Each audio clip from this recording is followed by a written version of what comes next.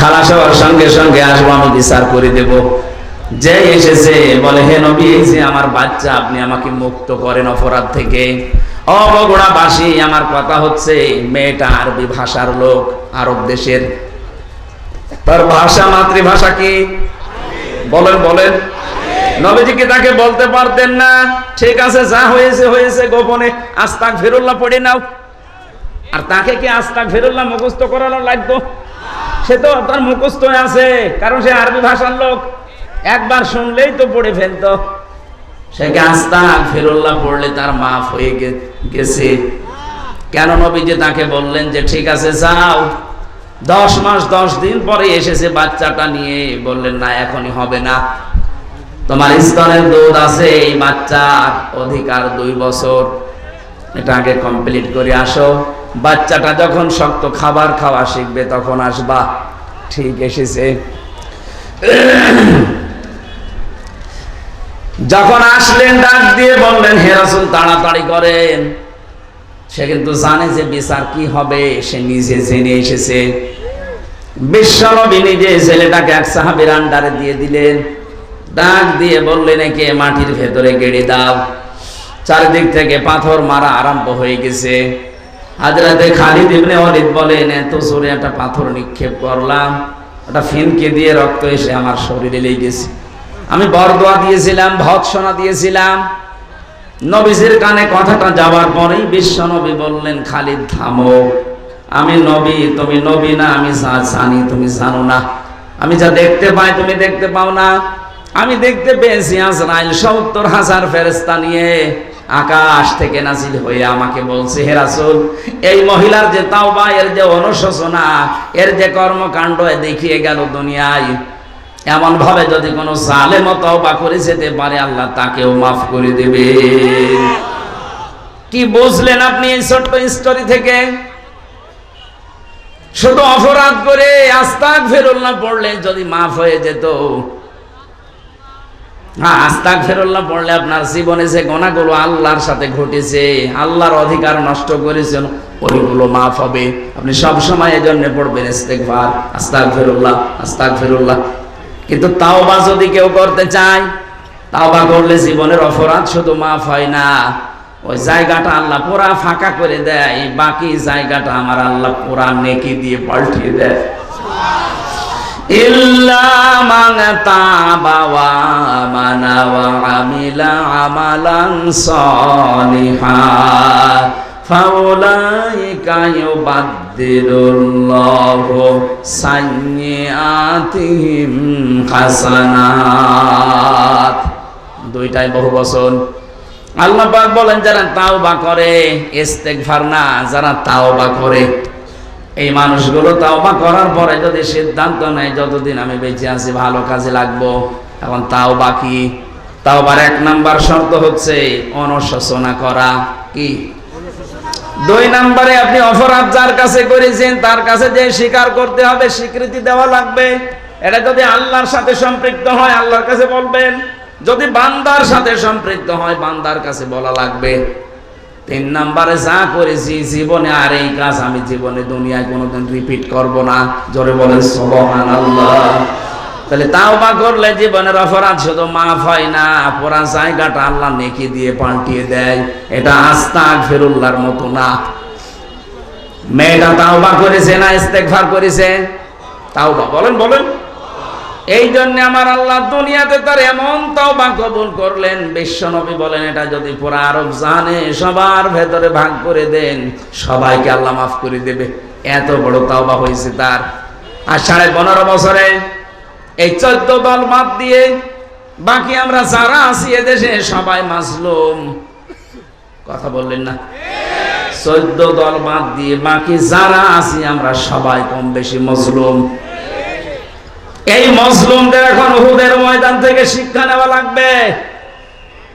উহুদের ময়দানে প্রথমে কিন্তু বিজয় হয়ে গিয়েছিল মুসলমানদের, কিন্তু গনিমতের মাল যখন ভাগাভাগি করার জন্য দৌড়াদৌড়ি আরম্ভ করেছে, হযরতে খালিদ বিন ওয়ালিদ ওই সময় কাফের ছিল।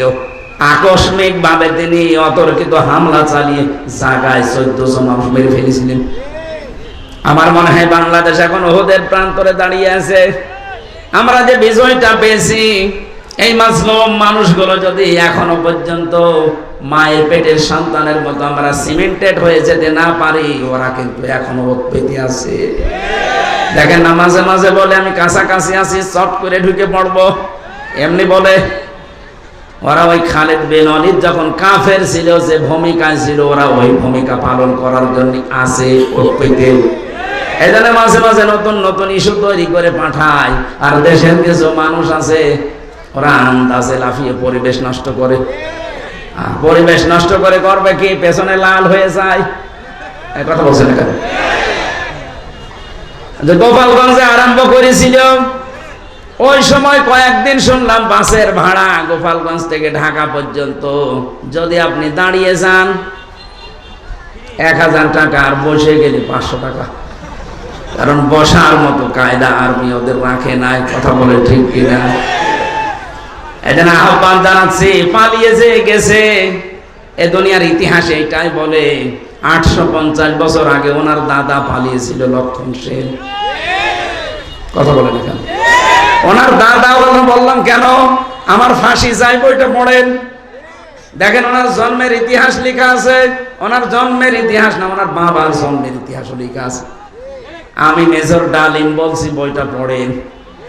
আমি 5 তারিখের পরে এই কয়েকটা বই আমি সব আগা গোড়া শেষ করে দিয়ে গেছি। আল্লাহ, আমরা ভাবি কি আর আসলে হয়েছে কি? আন্দাজে মুসলমান বললেই হবে। এই জন্য বলছে 850 বছর আগে ওনার পরদাদা দাদা যারা পালিয়েছে, লক্ষণ সেন, সেই রাস্তা ধরেই পালিয়ে গেল। পৃথিবীর ইতিহাস পুরা পাল্টিয়ে দিয়েছে। 350 জন এমপি একবারে পালিয়ে যায়। সারা পৃথিবীর 257টা রাষ্ট্রে আমি পাইনি, বাংলাদেশে দেখলাম।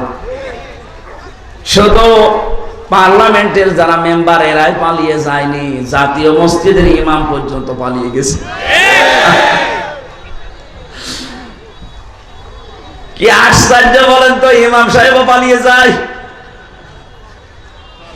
কিছুদিন পরে এসেছিল আবার জোর করে ইমামতি নেওয়ার জন্য, জনগণ জুতা পিটা দিয়েছে।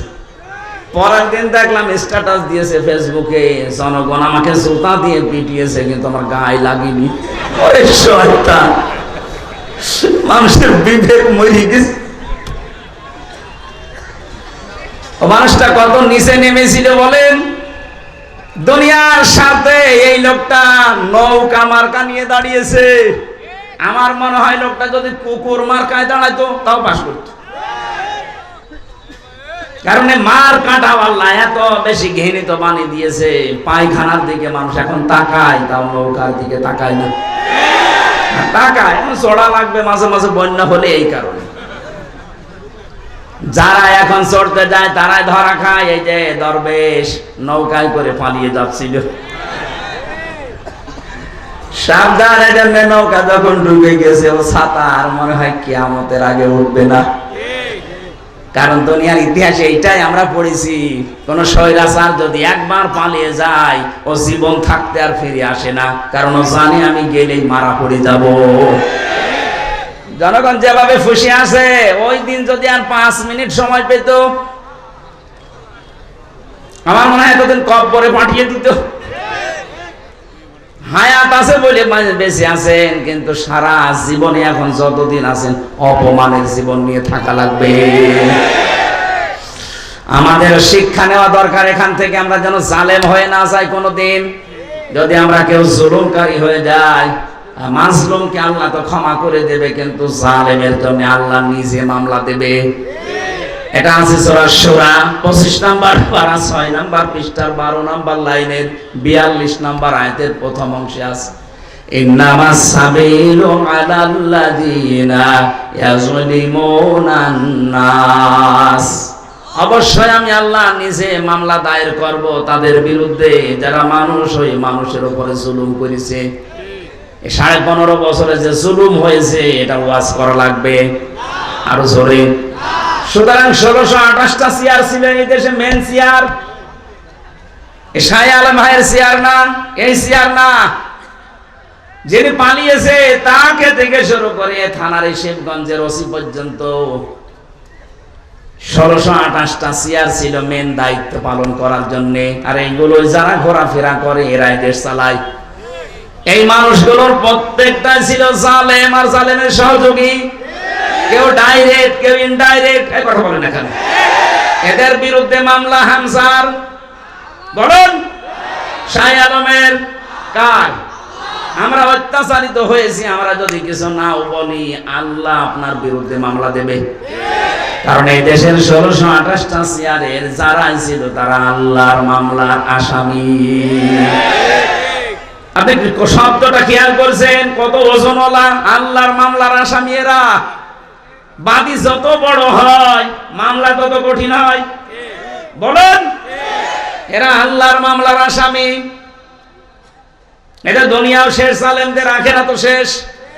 আল্লাহু লা ইয়াহদিল কওমাজ জালিমিন। আল্লাহ বলেন আমি জালেমদেরকে হেদায়েত দিচ্ছি না, দেব না। এটা মুজারি, বর্তমান, ভবিষ্যৎ, প্রেজেন্ট, ফিউচার। কি করলেন আপনি? জালেমদের দোসর হয়ে সাহায্য সহযোগিতা করে যা কামিয়েছিলেন সেগুলো ভোগ করতে পারলেন না। আর দুনিয়া তো শেষ হয়ে গেল, আপনার আখিরাতও শেষ। আপনি তো ছোটখাটো কোন বাদীর আসামি না, আপনি সরাসরি আল্লাহর মামলার আসামি। আপনার দিকে তাকিয়ে এখন আফসোস হয় মাঝে মাঝে, কি করলেন আপনি? আমাদের জীবনের দিকে একটু খেয়াল করা দরকার। আমি আমার ইমান থেকে বলছি, এখানে যারাই আমরা আছি 200 বছর পরে যদি এই জমিনে কেউ আমরা ঘুরে আসি, আমার নিজের বাড়ি, বানানো বাড়ি, আমাকে আমার নাতি ছেলে তারা উঠতে দেবে? বলেন তো দুনিয়াটা কেমন? এই বাড়ি ঘর জমি জায়গার জন্য এমন কোনো কিছু করি নাই, সব আমার জীবনে ছিল, সে বৈধ অবৈধ বলেন। অথচ মাত্র 200 বছর পরে এখন ফিরে আসবেন, আপনাকে আপনার ছেলের 3 পুরুষের পরে আর তারা চিনবেও না, উঠতেও দেবে না। কোরআনে কারিমে আল্লাহ আমাদেরকে কথাটা বারবার আমাদের বিবেকের কাছে ধাক্কা দিয়েছেন। আমাল হায়াতুদ দুনিয়া ইল্লা মাতাউল গুরুর। ও পৃথিবীর বান্দা বান্দিরা, একটু বিবেকটা কাজে লাগাতে পারো না? দুনিয়ার জীবন কিন্তু ধোঁকা। তোমার মা বাবাও ধোঁকা, সন্তান ধোঁকা, স্ত্রী ধোঁকা। দুনিয়ায় একটু ভান করে থাকো, দেখো চোখ বন্ধ করে, সব ধোঁকা ধরা পড়ে যাবে। সুতরাং আমরা যেন পাগলামি না করি কেউ। বিশাল ধোঁকা আমাদের সামনে যেটা দেখা দিচ্ছে, এখনো আছে। এই ধোঁকায় পড়ে আমি আমার আখিরাত নষ্ট করতে পারি না। আমার আখিরাত যেন আমার সামনে 1 নম্বরে থাকে, এই দুনিয়া যেন আমার পেছনে থাকে। তাহলে আখিরাত যদি কেউ 1 নাম্বার বানায়, দুনিয়া আমার আল্লাহ তার কপালে যা আছে এমনি দিয়ে দেবেন। আমরা কি আখিরাত সামনে রাখতে রাজি আছে? বলেন বলেন। আমার এবার তেলাওয়াত কি তো আয়াত সূরা আরাফ 179 নম্বর আয়াত। আজকের আলোচনার বিষয় যেটা বলেছিলাম, নাম হচ্ছে বিবেক। নাম কি? এটা যাদেরকে আল্লাহ দিয়েছেন, এই বিবেক যাদের কাজে লাগে না, একেবারে অ্যাক্টিভ হয়ে মিশে যাবেন কোরআনের সাথে। আল্লাহ পাক বলেন ওয়ালাকাদ জাহান্নামা কাসীরাম মিনাল জিন্নি ওয়াল ইনস। অধিকাংশ মানুষ আর জিন জাহান্নামে যাবে, এই জন্যই তাদেরকে বানিয়েছি। কে বলছেন? আল্লাহ। প্রশ্ন আসতে পারে, তাহলে আমার দোষ কি? অধিকাংশ মানুষ আর জিন যদি জাহান্নামে যায়, তা আমার কি দোষ? হ্যাঁ, এখানে আল্লাহ 3টি ইন্দ্রিয় শক্তির কথা দিয়েছেন। যাদের ভেতরে এই 3টা আছে, যদি কাজে না লাগে সে জাহান্নামে যাবে, যার কাজে লাগবে সে জান্নাতি। একেবারে কাটছাট সহজ কথা। 1 নম্বরে লাহুম কুলুবুল লা ইয়াফকাহুনা বিহা, যাদের কলব আছে কিন্তু চিন্তা ভাবনা নেই। এটা আপনাকে বিবেক আল্লাহ দিয়েছেন, কিন্তু বিবেকটা আপনি কাজে লাগান না। বিবেক কাজে লাগাতে পারলে আপনি রাস্তা হারাবেন না, রাস্তা পেয়ে যাবেন। একেবারে গোড়াতে শিকড়ে আল্লাহ হাত দিয়েছেন আমাদের। হালাতা আলাল ইনসানি হিনুম মিনাদ দাহরি লাম ইয়াকুন শাইআম মাযকুরা। আল্লাহ পাক বলেন, হামজা একটু কি খেয়াল করো না? বিবেকটা কাজে আমার লাগে না। যে তুমি জন্মের আগে উল্লেখ করার মতো কিছু ছিলে না। আমার এই যে 33 বছর বয়স, এখন 34 বছর আগে হামজা নামে আমার বংশে যেহেতু কেউ ছিল না, আমার বংশে আমার এই রিয়াজ এবং ফিরোজা এই মাধ্যমে আমি দুনিয়ায় আসলাম। কেউ আলোচনাও কোনোদিন করেছে যে এখানে হামজা নামে একজন এসেছে? মাত্র 34 বছর আগে। আল্লাহ পাক আমাকে এটা স্মরণ করাচ্ছেন কেন? কারণ একটা দুর্বল জায়গায় আঘাত দিয়েছেন আমার। আমি তখন কিছুই ছিলাম না, নেই থেকে আস্তে আস্তে আমার আল্লাহ হামজা বানিয়ে চেয়ারে বসিয়েছে। এখানে মা বাবার দায়িত্ব শুধু বিছানায় থাকা, বাকি যা করার কে করেছে? একটু বিবেকটা এদিকে কাজে লাগাতে পারেন না? আল্লাহ আমাদের একটা স্মরণের মাধ্যম দিয়েছেন এইভাবে, ফালিয়ানজুরিল ইনসানু মিম্মা খুলিক খুলিকা মিম্মা দাফিকি ইয়াখরুজু মিন বাইনিস সুলবি ওয়াত তারাইব।